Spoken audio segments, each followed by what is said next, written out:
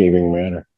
So at the February 20 hearing that we were at, it was relayed to the court that defense counsel represents all defendants and Today, we're taking you straight into a real American courtroom, where drama doesn't just happen on TV, it happens in real life too.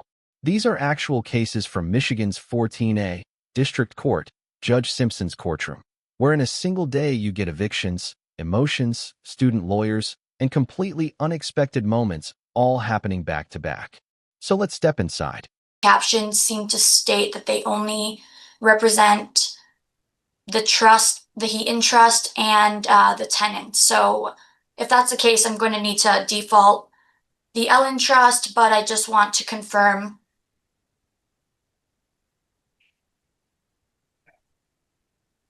Right here, the very first case, and it's already resolved before it even really begins.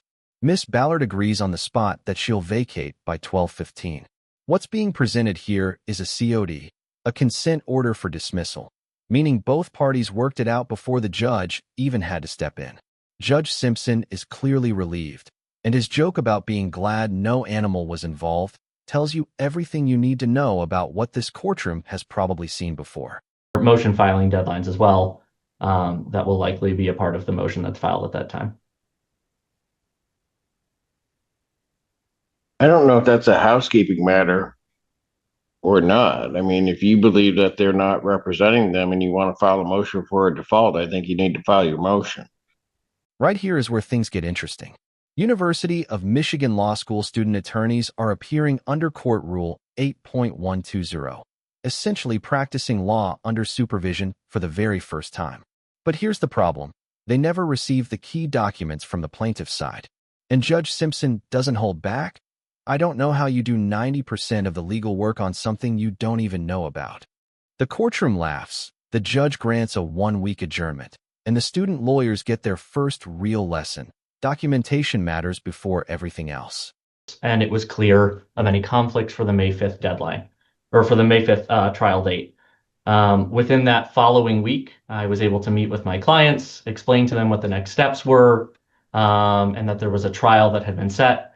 It was only at that time I was informed that there had been a long-standing travel that had been planned by my clients, who are not only just named defendants here, they are representatives of the trust that owns the unit, but also key witnesses in the trial, that they would be out of the country, and I think it was until May 18th. Given that it was a 3-week lead time or a 2-week lead time at that point, they were not able to cancel their travel. And I, that same day, reached out to chambers and counsel to try to see if we could set another trial date, whatever the soonest available trial date was, following their return to the country, May 18th. We were given June 2nd as a potential date and told that we should stipulate. I communicated with counsel via email and phone calls several times. I wrote them that day. I wrote them the following week, a couple of times in follow-up. I left 2 voicemails and I never heard back from counsel. So without hearing anything further, I filed this motion to adjourn the trial date so that I could have my key witnesses as a matter of due process here, so that we have are able to present our defense. In the response, which is the only response that I've heard back, whether email or formally or informally, they cite MCL 600. Got 5735, 2 different sections. These are for summonses, I know. so I'm well aware of that, and I'll get to it when I hear their response, because I think the response is frivolous in a lot of ways. yeah, and I will just point out, Your Honor, my last thing. We've already extended deadlines in this case before at plaintiff's insistence. We had our hearing in March.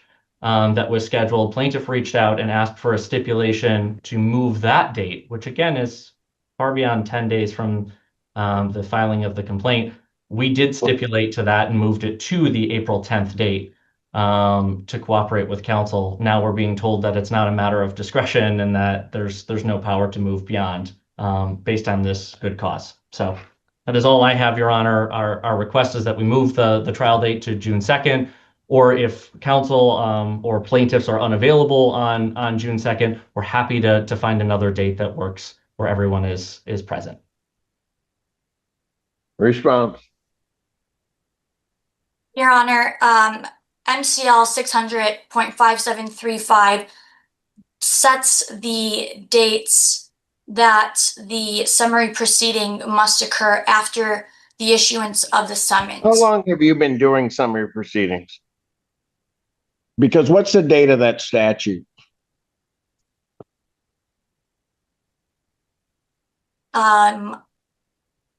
It's been effective since, it's at least amended since 2004. Correct. And in 2020, particularly Supreme Court Administrative Order 2020-17 changed that, correct? I would need to verify, Your Honor. Yeah, you should have looked at that before you filed this response. Stop here, because this case hits differently. Miss Bennett is a single mother, a recent victim of domestic violence, just starting a new job, and now facing eviction on top of everything else. She couldn't sign the COD because the money simply wasn't there in time. This is one of those moments where the law and real human struggle collide head-on. What stands out is that Judge Simpson doesn't just rule. He goes out of his way to inform Miss Bennett about child support options and court assistance programs. A reminder that a courtroom isn't just a place for decisions. Sometimes it's where people find their first real direction. But that's when trials weren't held in the manner that they're held right now.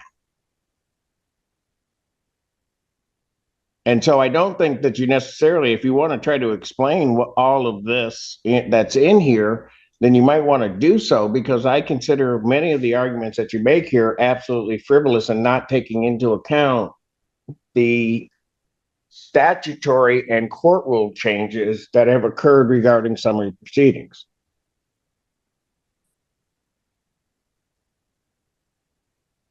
Respectfully, Your Honor, again, our position is that the statute places a limitation on the adjournments and Give me the court rule, by the way. Court rules will supersede statutes on procedural matters. That has always been the rule. So give me the court rule that does not give this court discretion to adjourn this trial.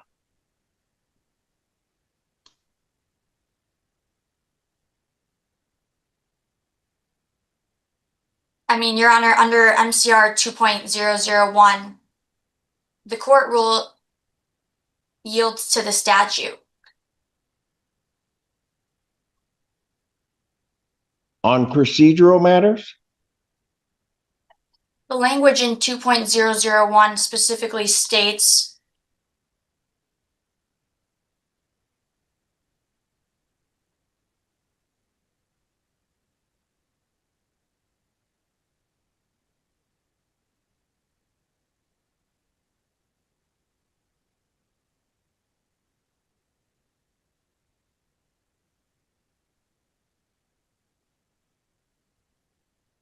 that the rules in this chapter govern procedure in all civil proceedings in all courts established by the Constitution and laws of the state of Michigan, except where the limited jurisdiction of a court makes a rule inherently applicable, or where a rule applicable to a specific court or a specific type of proceeding provides a different procedure. Our interpretation of that specific type of proceeding provides a different procedure, read in conjunction with the Summary Proceedings Act, which provides. Be kidding me. Read the first sentence again.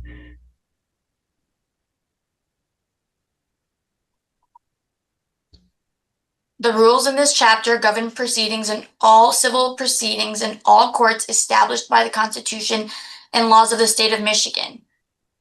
That's it. The rules govern the procedure.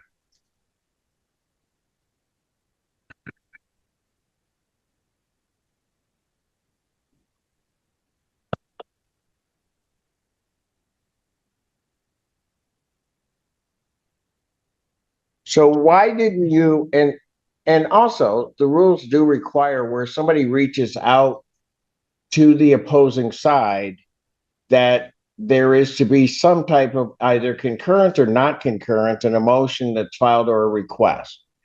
So why didn't your office respond to defense counsel's request? I'm not saying what the response has to be, but the very fact you didn't respond. Yes, Your Honor. So while Mr. Ganyu, and I apologize if I misstated that, when he called me, I was in a client meeting, and then the email had already come in that he was moving to adjourn it.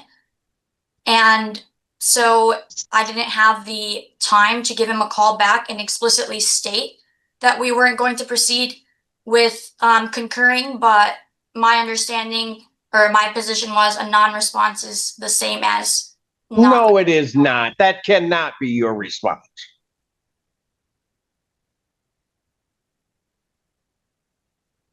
You're going to tell me when opposing Watch this moment right here. The shortest case of the day, and arguably the most satisfying. The defendant made her payment, the plaintiff moves to dismiss, and Judge Simpson wraps it up with one word: wonderful. Your Honor, I was intending on originally giving him a call back, but the motion had already came through. I was in a client meeting when he called me.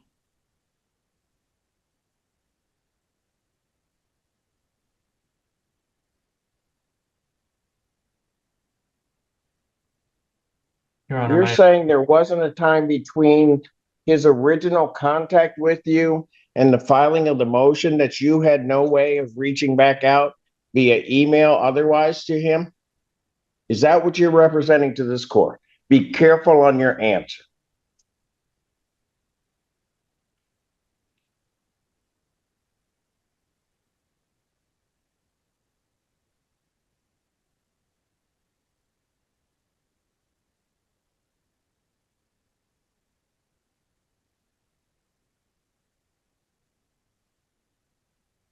No, Your Honor.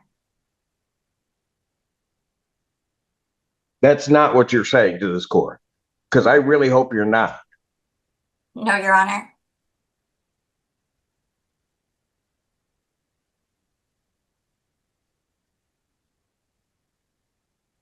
You have previously adjourned dates in this case, correct?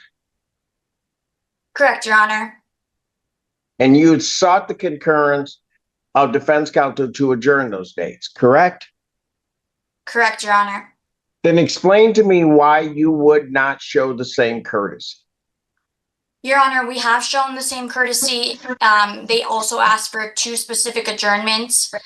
And in this scenario, the client wasn't willing to give another stipulation to adjourn. We recently received body cam footage of recent calls out to the unit, and Did that get filed with your response? no, Your Honor, we actually received it via FOIA request yesterday. And so I was able to watch the body cam footage of what the noises sound like, which really puts into perspective the disturbance that this has caused the neighboring co-owners, which helped me understand why the client was not willing to allow me to stipulate to adjourn. When did the supposed noises and everything occur? The body cam footage that I received yesterday, I can give you the specific dates if you could give me one moment, Your Honor. Yes, please. So one of the body cam videos is dated 3/10/2026. 310? Yes, March 10th. The other 2 of them are dated 4/13, and then there's one on 4/15, excuse me.